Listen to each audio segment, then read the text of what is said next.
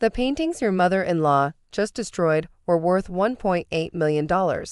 I know because I painted them, and she just called my exclusive dealer to haul them away as garbage. Marcus Rothwell, the most prestigious art dealer in the city, stood in my destroyed studio holding the torn canvas of my latest commission while my mother-in-law Evelyn swayed on her feet like she'd been punched. But the real shock came when he turned to her and said, "Mrs. Hartley, you've just committed a felony. Destroying commissioned artwork is grand larceny, and my security team has been recording everything for the police." The destruction had started 2 hours earlier. I'd been at the farmer's market, selecting flowers for a still life series, when my neighbor called. "Mia, there's a U-Haul at your house. Some woman is throwing paintings into it." I'd raced home to find Evelyn directing 2 hired movers like a general commanding troops. My studio, the converted garage where I'd painted for 5 years, looked like a tornado had hit. Canvases slashed, frames broken, months of work destroyed. "What are you doing?" I'd screamed, grabbing a painting from a mover's hands. "I'm doing what my spineless son won't," Evelyn announced, hands on her designer-clad hips. "Ending this ridiculous hobby. 5 years of marriage, no grandchildren, and why? Because you're playing artist in the garage like a teenager." "Playing artist? This is my career." "Career?" She laughed, a sound like breaking glass. "Honey, hobbies aren't careers. Real careers have salaries, benefits, respectability. Not paint-stained clothes and canvases nobody wants." She grabbed my latest piece, a commission I'd spent 3 months on, and snapped it over her knee. "That was a commissioned piece." I gasped. "Someone paid for that." "Then they're as delusional as you are." She turned to the movers. "Everything goes. I'll pay double if you're done in an hour." That's when I'd called Marcus. Not the police, not my husband. Marcus Rothwell, the dealer who'd been representing me quietly for 2 years, building my reputation slowly, carefully, the way real art careers are built. "Don't touch anything else," he'd said. "I'm 10 minutes away with security and documentation. Let her keep going. Let her hang herself." So I'd stood there, arms wrapped around myself, watching my mother-in-law destroy 5 years of work while sneering about proper wives and real jobs, and the grandchildren I'll never have because you've poisoned my son with this bohemian nonsense. The movers, sensing tension, had started moving slower, unsure. That's when Evelyn made her fatal error. "I'm calling a dealer," she announced, pulling out her phone. "Someone who hauls away junk art. Maybe they'll give us a few dollars for the frames." She Googled art dealer near me and called the first number. The universe, in its infinite sense of irony, gave her Rothwell Gallery. "Yes, I need someone to clear out worthless paintings." The address? 427 Sycamore Lane. "How soon can you?" "Oh, 30 minutes. "Perfect."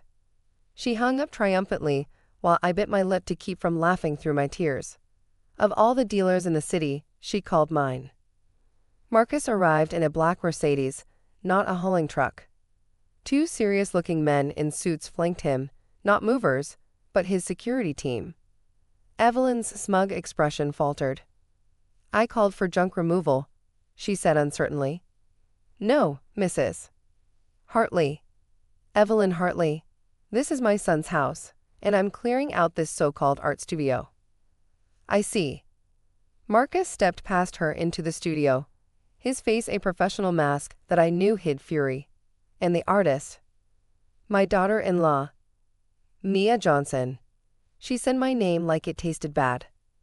"Calls herself a painter. Wastes my son's money and her childbearing years on this nonsense." That's when Marcus saw the destroyed commission. His mask slipped. He knelt beside the broken canvas, examining it with the reverence of someone handling a wounded bird. This was Solitude in Blue. The Petersons' Anniversary Commission. "Commission?" Evelyn scoffed. "Who would pay for?" $40,000, Marcus said quietly. "They paid $40,000 for this piece. 40% upfront, the rest on delivery." which is now impossible, as you've destroyed it. The movers had stopped entirely, backing toward their truck. One actually pulled out his phone, sensing this was about to become the kind of scene that goes viral. 40,000? Evelyn's voice cracked. That's impossible. She sells paintings at craft fairs. She hasn't sold at craft fairs in 3 years. Marcus stood, his full height imposing. I've been representing Ms. Johnson exclusively. Her pieces are in private collections across the country. Her last exhibition sold out in 6 hours. He pulled out his tablet, showing documentation I recognized. My contracts, sales records, the waiting list of collectors wanting my work. The Blue Series alone. He gestured to a stack of canvases Evelyn had torn. Was pre-sold to tech executive Sarah Chen for $200,000. The portrait commission from Senator Williams? $75,000. The abstract collection going to the Morrison Museum? $300,000. With each number, Evelyn grew paler. The movers had definitely started recording now. But she never said. My son never mentioned. Because I asked them not to, I said quietly. I wanted to build my career without your influence. Without you trying to use my success to impress your country club friends or take credit for supporting me, which you never did. Marcus continued his inventory, using an app to photograph damage. Destroyed. Morning Light Series, valued at $150,000. Urban Dreams Collection, $180,000. Various studies and sketches, approximately $50,000. He looked up. Current total of destroyed work, $895,000. She's lying. Evelyn grabbed his tablet. This is fake. Some scam you're running. Marcus gently retrieved his device. Mrs. Hartley, I'm Marcus Rothwell of Rothwell Gallery. You can verify my credentials. I've been in the art business for 30 years. I don't deal in craft fair art, as you so dismissively put it. I represent serious artists. Your daughter-in-law is one of my most promising. That's when he delivered the killing blow. In fact, I came here today to discuss her solo exhibition at the gallery. We have buyers lined up, including the Whitman Foundation. They were prepared to acquire her entire new collection for their contemporary wing. The collection you've just destroyed. He turned to his security team. Did you get everything? Yes, sir. Full video from arrival, plus Mrs. Johnson's documentation of the damage before we arrived. Excellent. Please call the police. We'll be pressing charges for destruction of property, grand larceny, and interference with business contracts. You can't be serious, Evelyn sputtered. I'm her mother-in-law. This is a family matter. No, this is a criminal matter. You've destroyed nearly $1 million in artwork. Commissioned pieces that were legally sold. That's felony-level theft. The police arrived within minutes. Art crimes involving this much money get priority response. Officer Davidson surveyed the scene with growing amazement. Ma'am, he addressed Evelyn, did you destroy these paintings? I was helping. Cleaning. She's my daughter-in-law, and this is my son's house. Is your name on the deed? He asked. No, but... Did you have permission from the homeowners to enter and remove property? My son would want. That's a no. Did you have permission from the artist to destroy her work? Evelyn looked at me desperately. Mia, tell them this is a misunderstanding. I thought about 5 years of her dismissive comments. 5 years of when will you get a real job? 5 years of you're wasting your life and my son's money. 5 years of her telling everyone I was a failed artist living off her successful son. Officer, I did not give permission. She broke in while I was out and destroyed my professional inventory. Mr. Rothwell can verify the value of the pieces. Marcus handed over his documentation. Officer Davidson whistled low. Nearly $900,000. Ma'am, you're under arrest for felony destruction of property. What?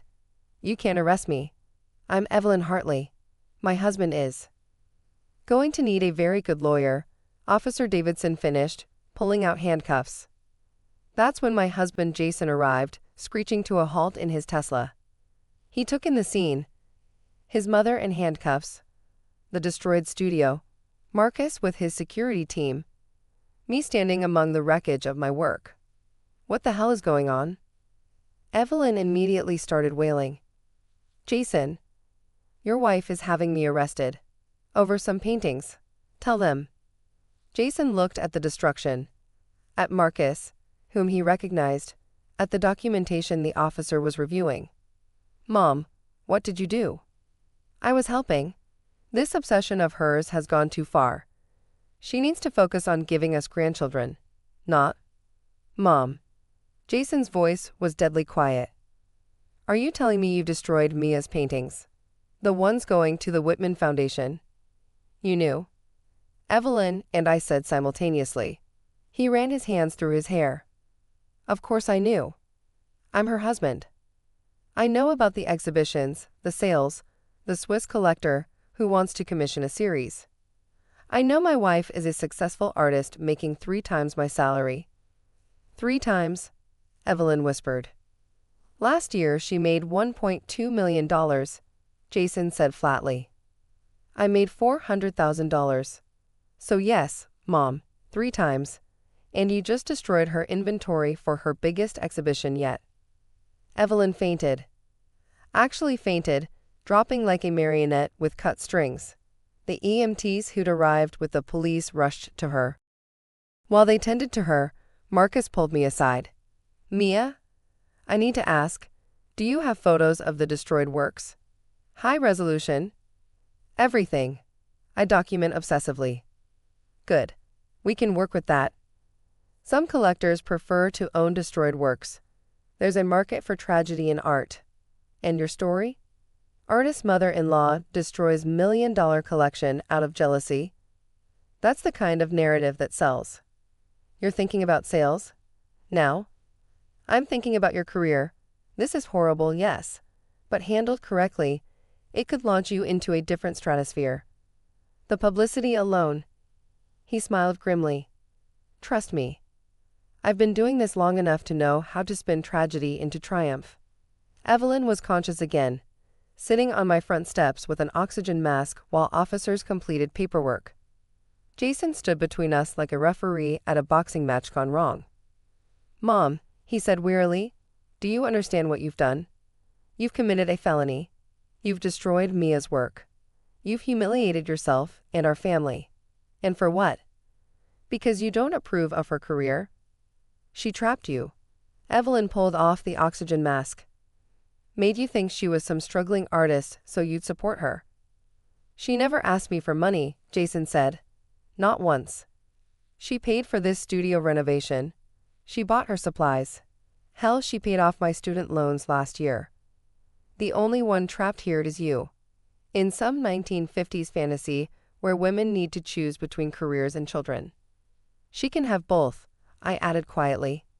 In fact, I was planning to tell you both at dinner next week. I'm pregnant. 3 months, due in January. The silence was deafening. Jason spun toward me, joy replacing anger. Evelyn started crying again, but different tears.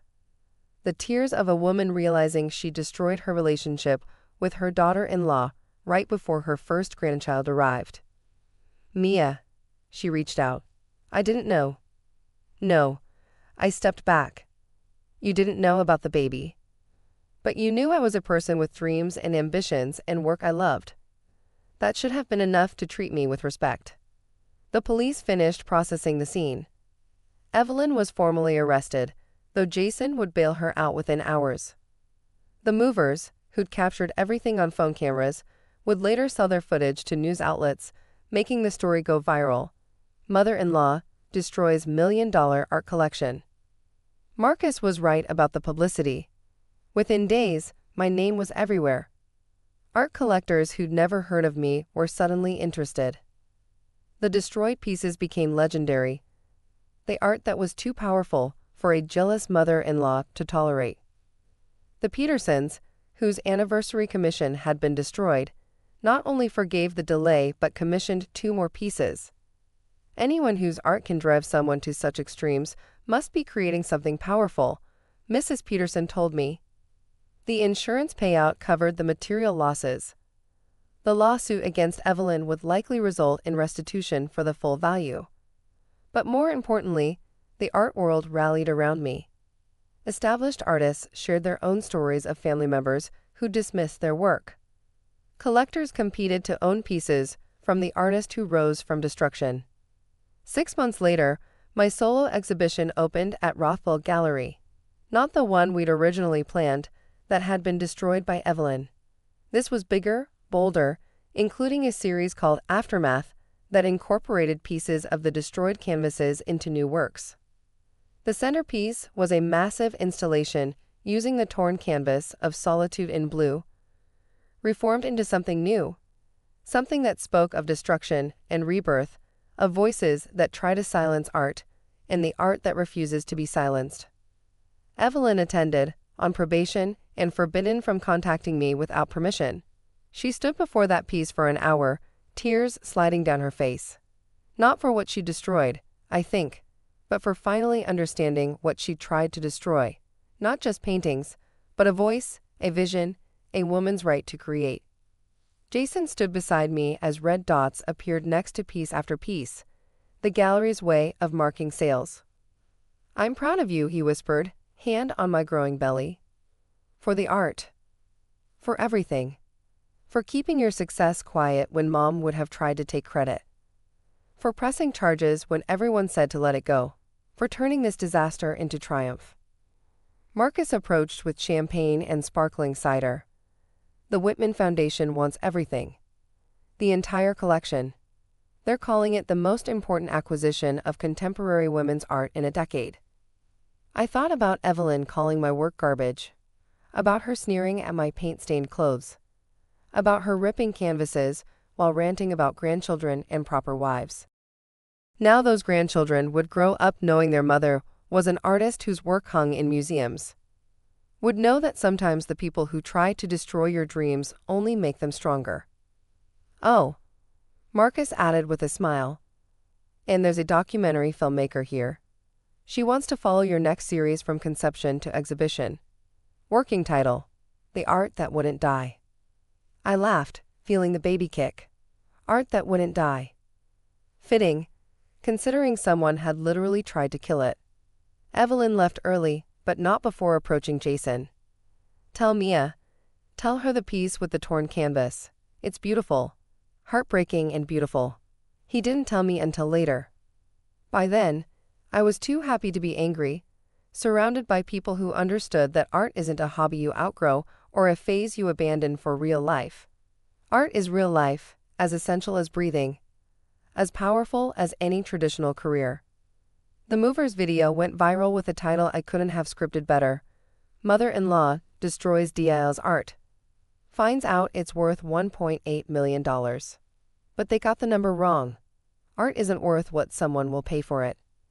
It's worth what someone will destroy for it. And apparently mine was worth a felony charge, a viral scandal, and a mother-in-law's complete humiliation. I'd say that's priceless."